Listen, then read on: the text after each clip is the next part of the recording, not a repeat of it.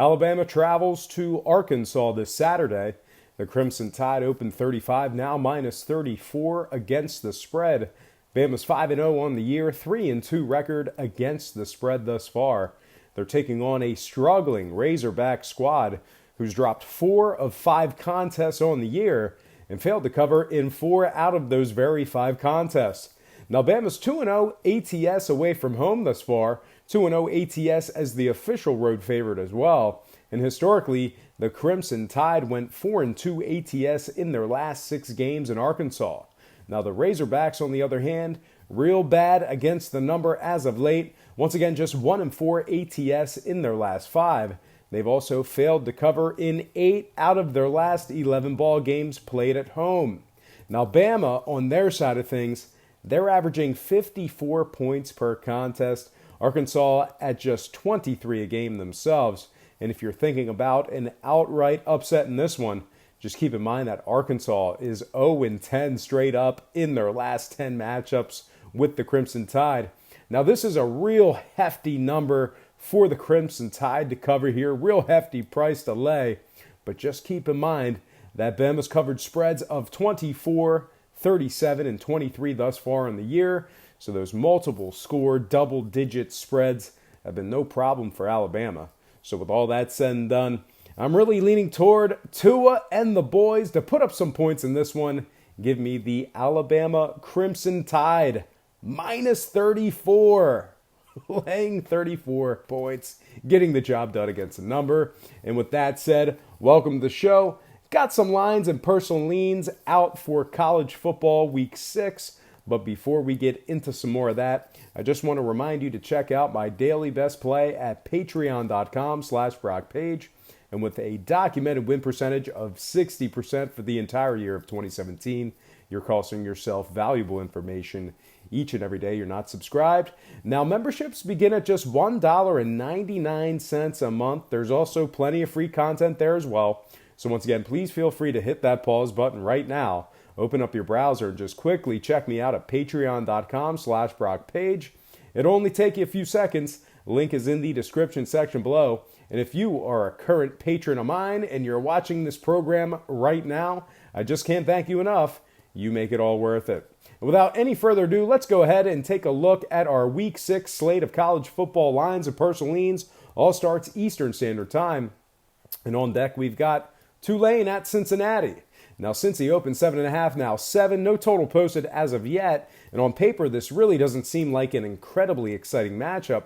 But I do have a beat on the total regardless of where it opens up at. Now, once again, no line posted on the over-under. But you're going to want to know that Tulane has gone 4-1 to the under thus far in the year. The total's also gone under in 4 out of Tulane's last 6 ball games away from home. Now, on the Cincy side of things, similar story there as well, as 3 out of their last 5 games fell under the total on their side of things. The total's also gone under in 4 out of Cincy's last 6 ball games. They're also holding their opponents to just 12 points per contest as well. So once again, not so sure where this total's going to open up at, but I'd totally be interested in leaning toward an underplay if that line's not too egregiously low. So, yeah, that's my pick there. Next game, Kansas at West Virginia. The Mountaineers of WVU open 24 all the way up to the 28-point favorites in this one. West Virginia's 4-0 on the year, 4-0 ATS in those ball games. They're going up against a Kansas squad who's just 2-3 on the season and just 2-3 against the spread as well. Kansas is just 2-4 ATS in their last 6. 6-16 ATS in their last 22 on the road. So historically, these guys have been pretty bad against the number in the past couple of seasons. Meanwhile, on the West Virginia side, once again, perfect in 4 games against the spread thus far in the season. They're also 16-4 straight up in their last 20 at home. And they successfully beat the Jayhawks in 5 out of their last 6 meetings. Will Greer looks great. The Mountaineers are averaging 42 a game. I think this is a pretty good spot for Mountaineer backers. Give me the West Virginia Mountaineers minus 28, getting the job done against the spread at home. Next game, Boston College at NC State. The Wolfpacks minus 3.5 in this one. NC State's definitely having themselves a year. 4-0 straight up on the year, 3-1 against the spread in those four. They're taking on a Boston College team who suffered an embarrassing loss to Purdue a couple weeks ago and has also failed to cover the number in their last two straight. Now, Boston College typically struggles to cover against NC State as well. Just 2-4 ATS in their last six on the road at NC State. Meanwhile, the Wolfpack successfully covered the number in 4 out of their last 5, dating back to last season. 4-2 ATS in their last 6 at home as well. Now, the Wolfpack has also been one of the best home teams in college football over the past couple of seasons. 8-1 straight up in their last 9 at Carter Finley. Now, total-wise, we haven't seen a number posted just yet, but keep in mind that BC is 6-1 to the under in their last 7 playing NC State. More specifically, the total's going under in 4 out of BC's last 6 games on the road at NC State as well. So with all that said and done, I'm going to go ahead and make 2 leans on this game. Give me the NC State Wolfpack minus 3 after buying the hook, and a strong lean toward the under if that number's within reason.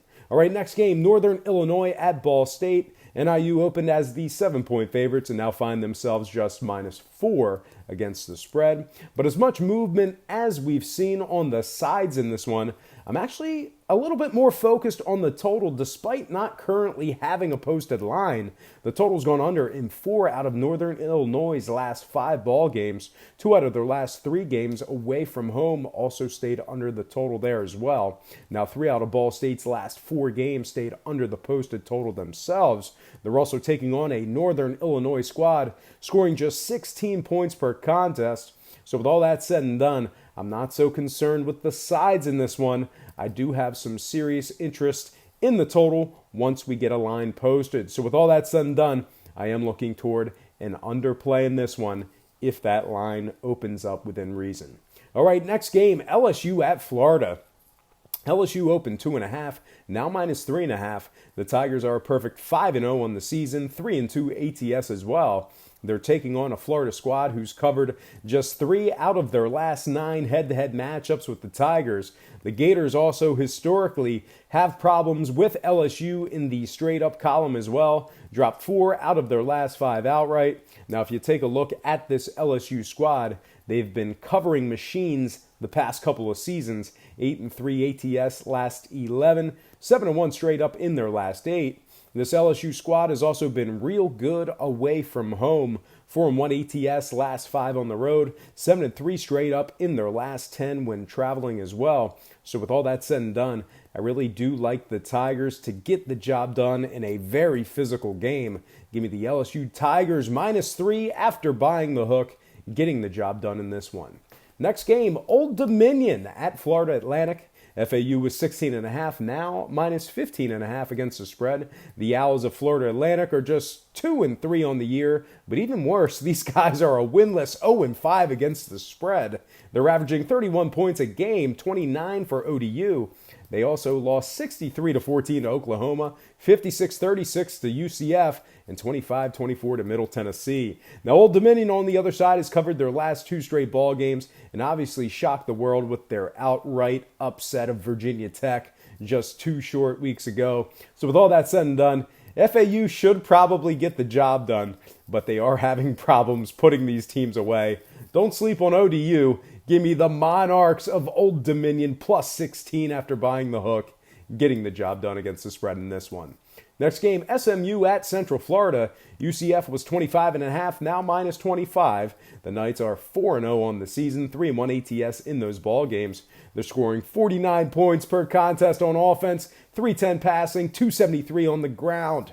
They've also been covering machines dating back to last season. 5-1 ATS last 6, 5-0 straight up in their last 5 at home.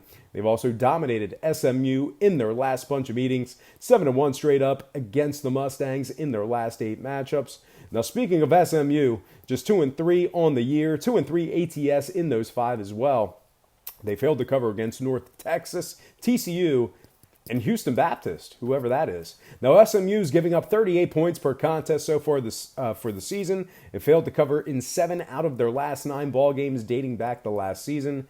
SMU hasn't traveled well at all either. Just 1-5 ATS in their last 6 on the road, 1-6 straight up in their last 7 when traveling as well. So with all that said and done, I think this huge spread is certainly justified, but I don't think it's big enough for SMU backers. Give me the UCF Golden Knights minus 25, getting the job done against the number.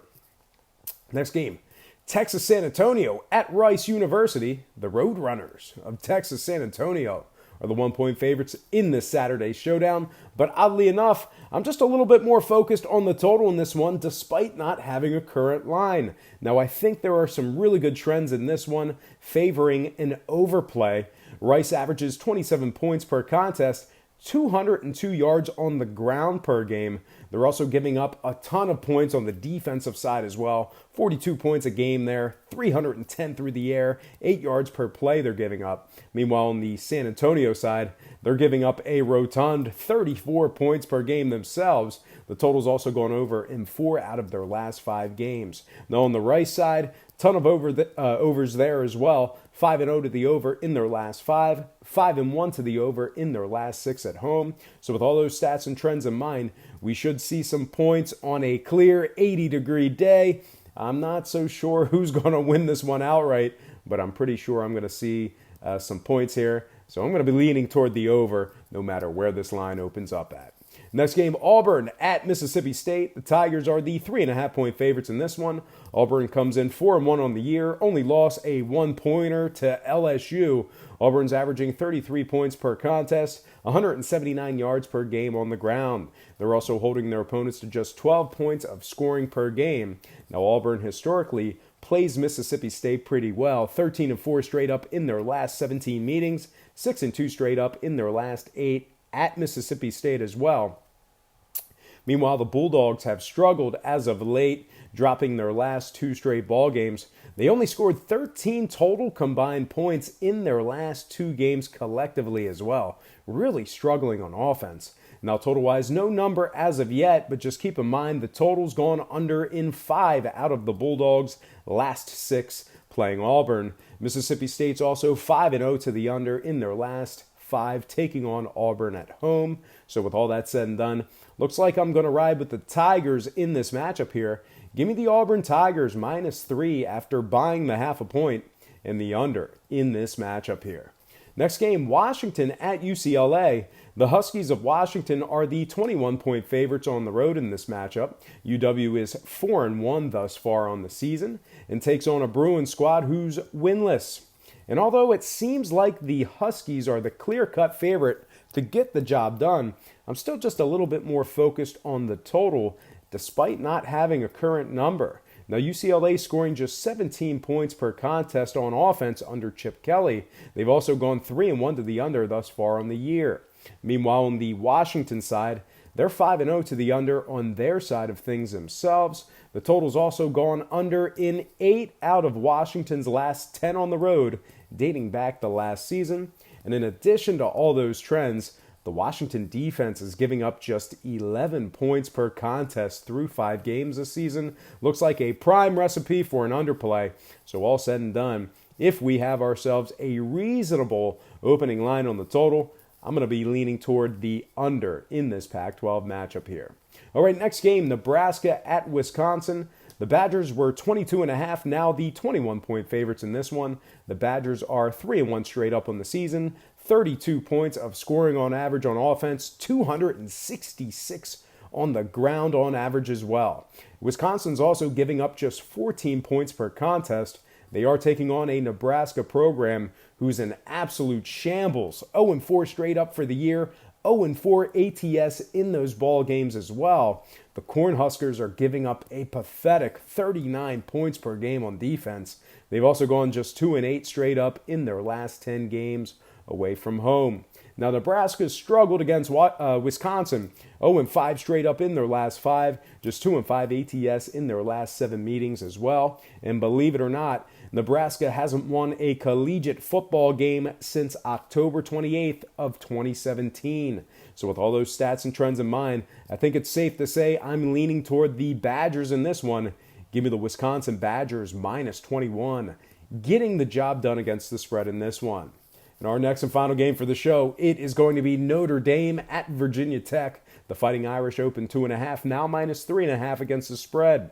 Notre Dame's a perfect 5-0 on the season, 3-2 against the spread in those 5. The Irish averages 33 points a game, 201 on the ground. They're also giving up just 18 points a game on average in those 5 contests. Notre Dame's 4-2 ATS in their last 6 on the road, 4-2 straight up in those ball games as well. They're taking on a Hokies team who lost to Old Dominion by 2 touchdowns just a couple of weeks ago. They gave up 49 points to them. I like the Irish in this spot here. I like the level of competition they've faced. And this Ian Book kid is really looking like the real deal. I'm going to purchase the hook, buy it down, and lean toward the Notre Dame Fighting Irish minus 3, getting the job done against the number. All right, folks, that is going to do it for me. But before I get out of here, I just have to remind you to check out my daily best play at patreon.com/BrockPage. And with a documented win percentage of 60% for the entire year of 2017, you're costing yourself valuable information each and every day you're not subscribed. Packages begin at just $1.99 per month. There's also plenty of free content there as well. So once again, please feel free to hit that pause button right now. Open up your browser and just quickly check me out at patreon.com/BrockPage. It'll only take you a few seconds. Link is in the description section below. And if you're a current patron of mine and you're watching this program right now, I just can't thank you enough. You make it all worth it. And most importantly, thank you for watching today's program. I hope you enjoyed all that great free information. And please don't forget to check out my daily best play at patreon.com/BrockPage.